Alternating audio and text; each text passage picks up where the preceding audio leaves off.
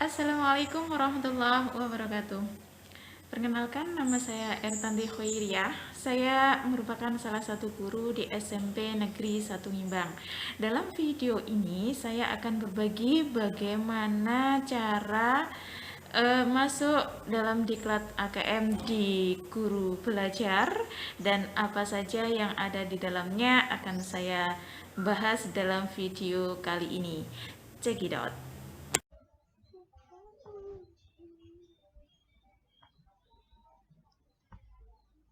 Baik, kita mulai Bapak Ibu. Sebelum kita masuk dalam BIMTEK AKM, ada hal yang harus dipersiapkan, yaitu yang pertama adalah kuota internet, karena BIMTEK ini menggunakan akses internet. Kemudian yang kedua adalah nomor UKG, dan yang ketiga adalah passwordnya. Setelah semuanya dipersiapkan, maka langsung kita buka Chrome. Nah, setelah itu kita klik atau ketik saja Guru Belajar Kemdikbud.go.id. Jika sudah keluar, kita pilih program Guru Belajar. Nah, tampilannya akan menjadi seperti ini Bapak Ibu. Jadi tadi gunanya nomor UKG dan password itu untuk mengisi ini. Jadi alamat surelnya itu dimasukkan nomor UKG @guruku.id. Kita masukkan terlebih dahulu.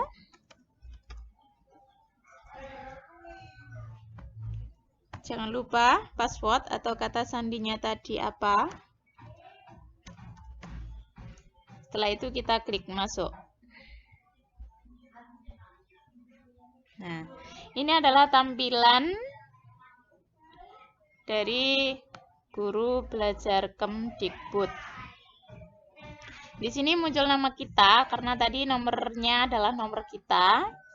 Nah, di dalam tampilan ini ada beberapa daftar seri, ada masa pandemi, ada pendidikan keterampilan hidup, ada pendidikan inklusif, asesmen kompetensi minimum.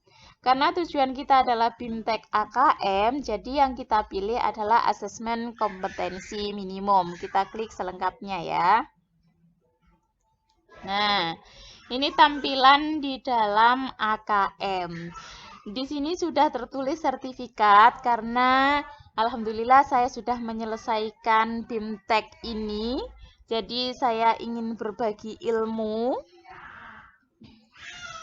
Kalau misalnya BIMTEK belum dilaksanakan, maka belum muncul kolom atau tabel sertifikat di sini. Nanti di sini ada jadwal. Bapak Ibu memilih angkatan berapa, kemudian jadwalnya dari tanggal berapa sampai tanggal berapa. Itu rentang waktunya kurang lebih 5 hari. Jadi sangat enak Bapak Ibu ketika mengikuti BIMTEK ini. Waktunya itu fleksibel, mengikuti waktu senggang kita. Kalau kita senggangnya malam hari, bisa dilaksanakan malam hari, siang hari juga bisa.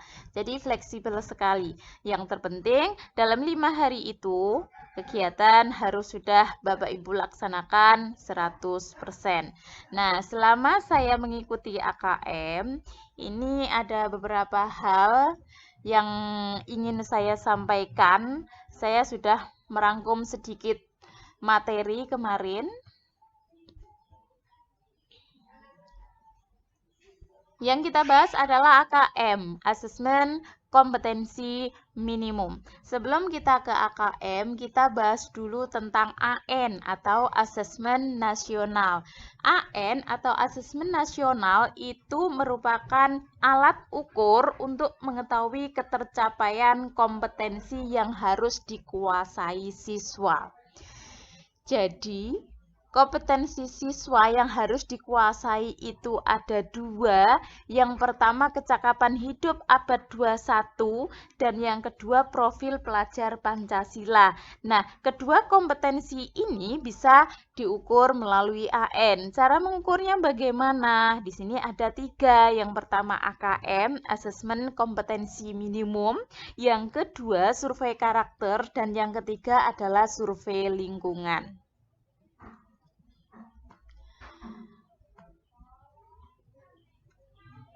Nah, Tahapan guru belajar AKM. Jadi ketika kita mengikuti BIMTEK, ini ada 3 tahapan yang kita lakukan, yaitu yang pertama adalah orientasi, yang kedua adalah BIMTEK, dan yang ketiga adalah pengimbasan.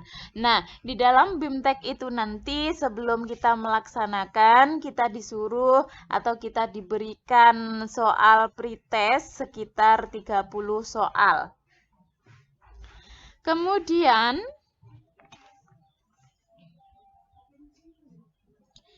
persoalan guru dalam menghadapi AKM di sini ada 4. Yang pertama adalah berkembangnya miskonsepsi tentang asesmen nasional.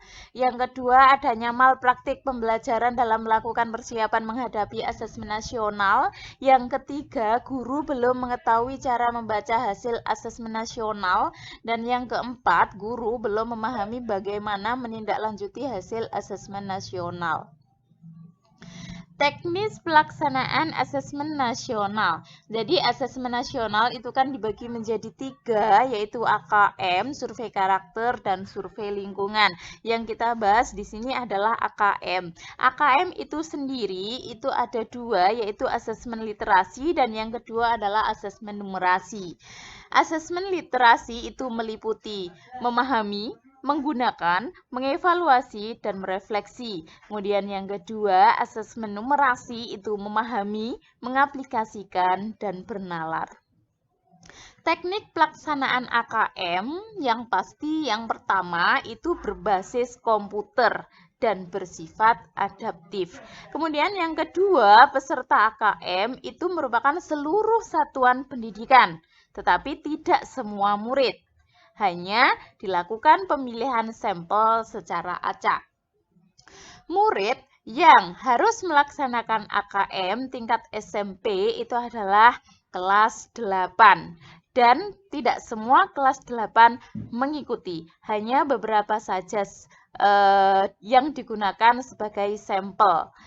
Dan yang memilih sampel itu bukan sekolah, tetapi pemerintah pusat. Kenapa kok kelas 8? Karena diharapkan nanti kelas 8 itu masih bisa merasakan perubahan yang dilakukan oleh sekolah. Dalam jadwal pelaksanaan AKM tingkat SMP itu ada 2 hari. Hari yang pertama itu mereka mengerjakan literasi sekitar 90 menit. Kemudian mengerjakan survei karakter sekitar 30 menit. Hari yang kedua, mereka melaksanakan numerasi atau mengerjakan soal numerasi sekitar 90 menit. Kemudian mengerjakan survei lingkungan sekitar 30 menit. Bentuk soal AKM itu ada 5 macam. Yang pertama adalah pilihan ganda, kemudian yang kedua pilihan ganda kompleks, yang ketiga menjodohkan, yang keempat isian singkat, dan yang kelima adalah uraian.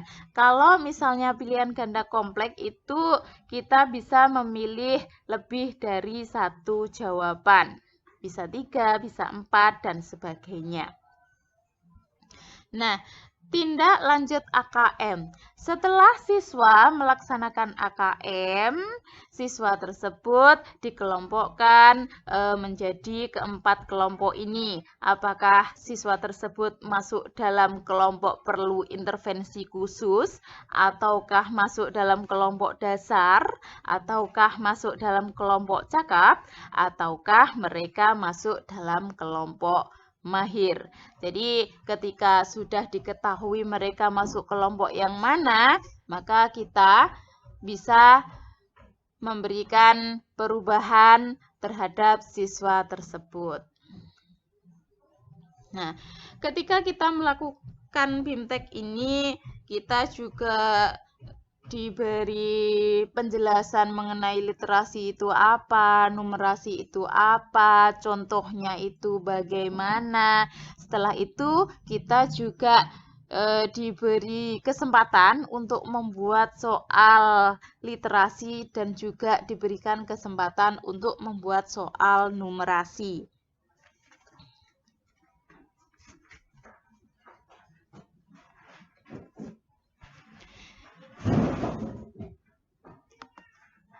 Jadi ini yang saya rangkum, hanya beberapa saja ya Bapak Ibu. Nah, kita kembali ke tampilan ini. Jika kita sudah selesai melaksanakan kegiatan AKM, maka akan muncul tampilan sertifikat kegiatan. Tetapi sertifikat tersebut belum bisa kita unduh. Di situ kita disuruh mengisi kuesioner terlebih dahulu sekitar 9 halaman. Ketika semua sudah terisi, barulah kita bisa mengunduh sertifikat tersebut. Jadi ini yang bisa saya sampaikan. Terima kasih sudah mengikuti dari awal hingga akhir. Semoga video ini membawa manfaat bagi semuanya. Wabillahi taufiq wal hidayah. Wassalamualaikum warahmatullahi wabarakatuh. Terima kasih.